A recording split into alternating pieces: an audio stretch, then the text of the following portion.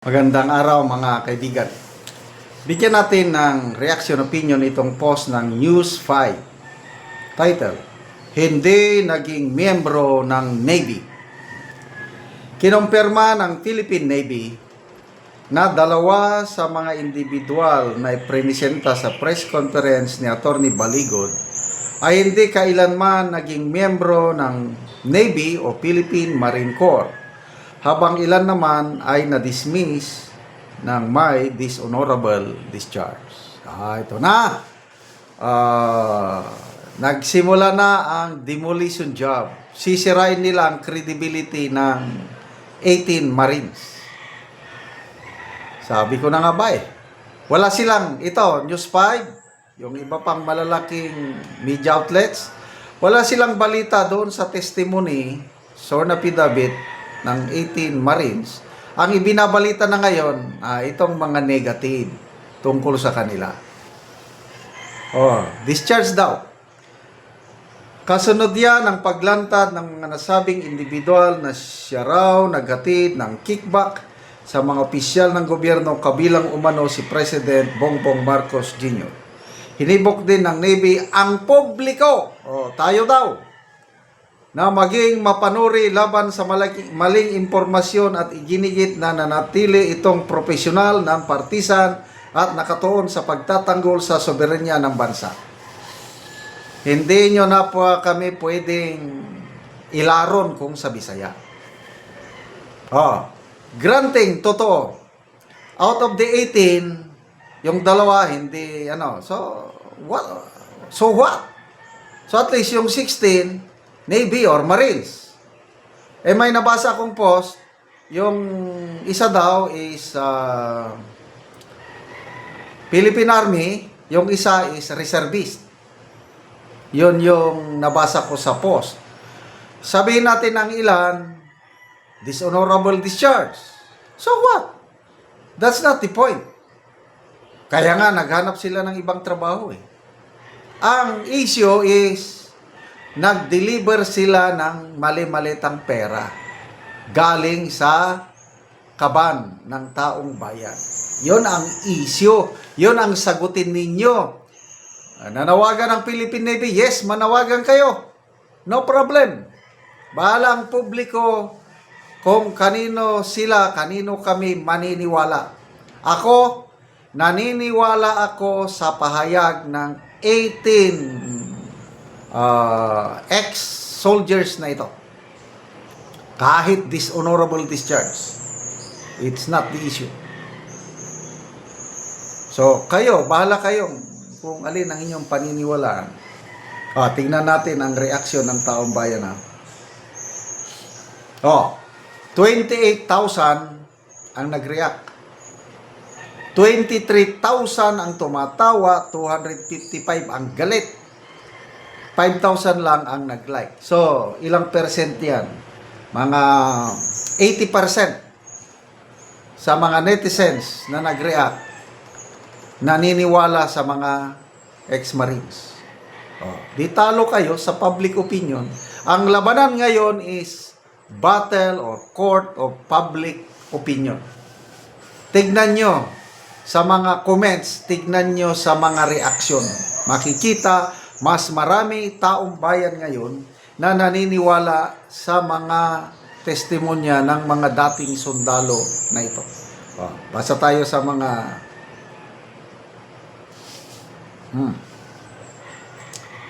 Adezer Guapito, sabi ko nga ba kaya di agad binalita ng istasyong ito, hahanap muna ng pangontra sa lumabas na balita. Aray ko, pero yan. Si Rob Rances, sabi niya, big media outlets, tahimik sa testimonya ng 18 ex-Marines. Magkano ba? Hindi nyo na maloko ang taong bayan ngayon. Mabuti na lang at mayroong social media. Mabuti na lang at mayroong dalawang malalaking TV network. Net25 at saka Bilyonaryo News Channel, sila ang nagbabalita nito.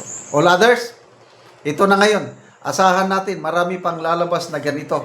Yung sisirain nila ang kredibilidad ng ex-soldiers na mga ito, yung 18. Reserve cut. Sabi nga nila, di ba, dito was not from Marine based on their affidavit. Oh, inamin man pala eh. 18 sila, oh. Nabanggit naman sa affidavit. So hindi sila nagpapanggap na member ng Marines. Yun pala eh. Oh, Carlito Nabua Jr., that's not the point. The point is, these men delivered money to politicians. Yan ang sagutin ninyo. Lalo na yung testimony nila, yung nag-deliver mismo sa bahay ng Pangulo sa 41 Forbes Park. Nag-deliver sila ng maletang pera kasama si Saldico mismo sa Paway, Ilocos Norte, sa bahay mismo o residence ng Pangulo. Nag-deliver sila maletang pera kasama si Saldico. O, yun ang issue ngayon. Kaya sabi na Atty. Baligod, ang utak sa nakawan, sa kaban ng bayan, ay walang iba kundi ang Pangulo dahil tumatanggap siya ng mali-malitang pera. Yan ang issue. Oh, again, i-connect natin sa alleged text messages between the President and Yusek Adrian Bersamin na nagdi-deliver din itong Bersamin ng pera sa Pangulo. Alam ng Pangulo. Punta tayo kay Congressman Toby Chanco.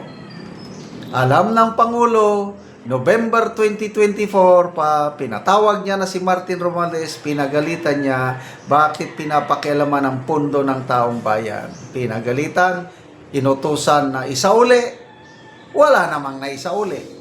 After that, pinirmahan pa rin ng presidente yung worst budget in history 2025. Ano ngayon? Malinis?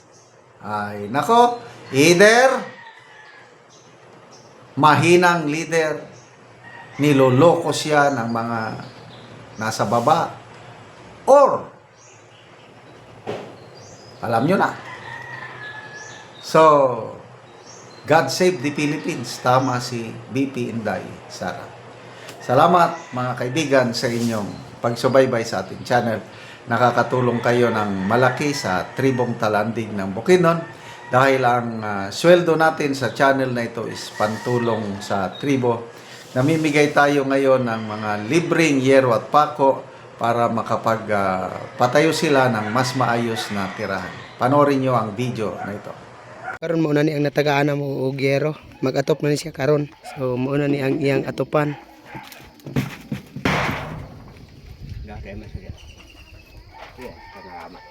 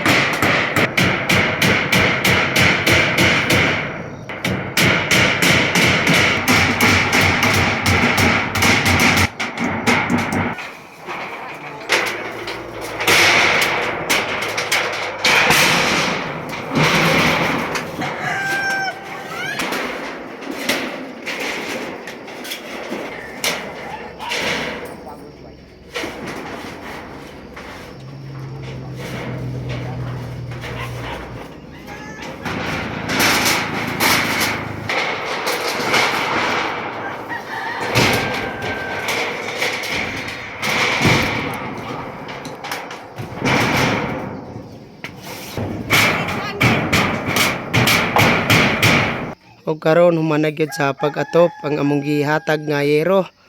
So nakaatop na gyud ang gitagaan namo sa yero. Salamat sa Ginoo og ang nagtabang og sen nga nakabalay na gyud me. Kay katong una nga among balay gilupat sa hangin. Katong nagbagyo. Nagisi-gisi og nangayo dahil mi nagampog gyud ko sa Ginoo nga maatagang gyud mi sen og niya na. Nakabalay na gyud me. Salamat. ug ginaot nga naapay matabangan sa hero kay daghang pa ang nanginahanglan nga sama namo. So salamat kaayo nang Kayo.